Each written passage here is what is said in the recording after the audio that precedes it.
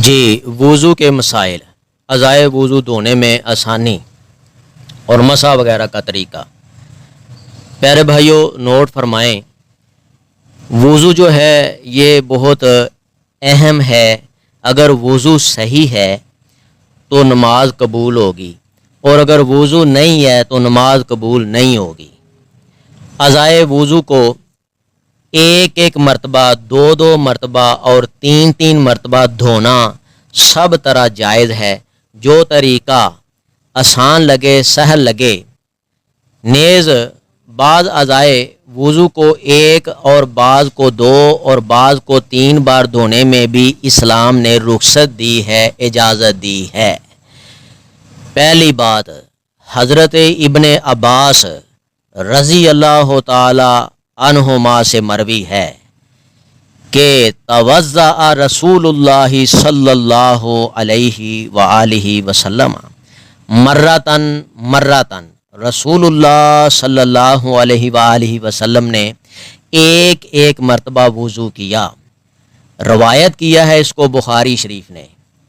Number 2، حضرت عبداللہ بن زید رضی اللہ تعالی عنہ سے مروی ہے کہ ان النبی صلی اللہ علیہ وآلہ وسلم توضأ مرتین نبی الرحمہ حضرت محمد کریم صلی اللہ علیہ وآلہ وسلم نے 2 مرتبہ وضو کیا۔ اس کو روایت کیا ہے بخاری شریف نے، یعنی 2 مرتبہ آزاد ہوئے۔ نمبر 3، حضرت عثمان رضی اللہ تعالی عنہ سے مروی ہے ان النبی صلی اللہ علیہ وسلم توضأ ثلاثا نبی کریم صلی اللہ علیہ وآلہ وسلم نے 3 مرتبہ وضو کیا، یعنی 3 مرتبہ اعضاء کو دھویا۔ اس کو مسلم شریف نے روایت کیا ہے۔ نمبر 4، کسی آدمی نے حضرت عبداللہ بن زید رضی اللہ تعالی عنہ سے دریافت کیا کہ کیا آپ مجھے دکھا سکتے ہیں کہ رسول اللہ صلی اللہ علیہ وآلہ وسلم نے کس طرح وضو کیا ہے؟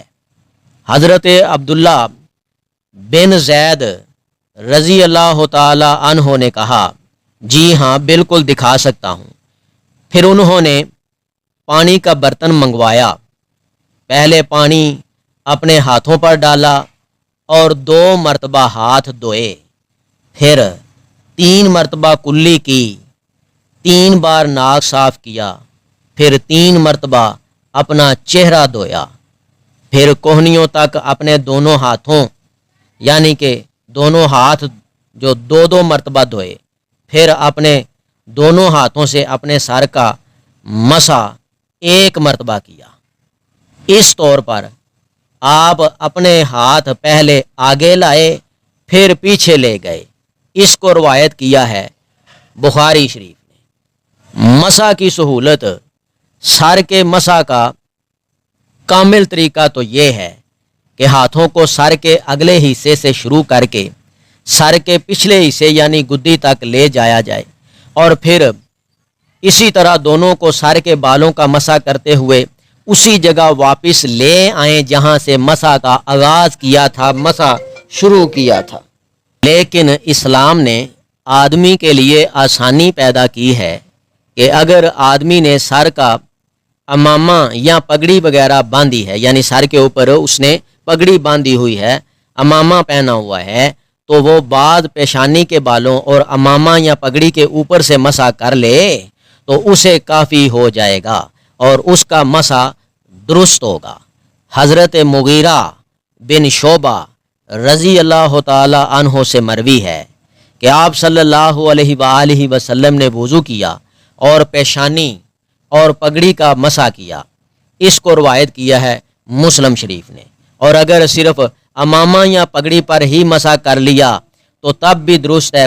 حضرت عمر بن امیہ زمری رضی اللہ تعالی عنہ سے بیان ہے، وہ بیان کرتے ہیں، رأیت النبی صلی اللہ علیہ وسلم یمسح علی امامتہ व खुफ़ैही, मैंने रसूलुल्लाह सल्लल्लाहु अलैहि वसल्लम को देखा कि आप सल्लल्लाहु अलैहि वसल्लम ने अपनी पगड़ी और मौज़ों पर मसा करते थे।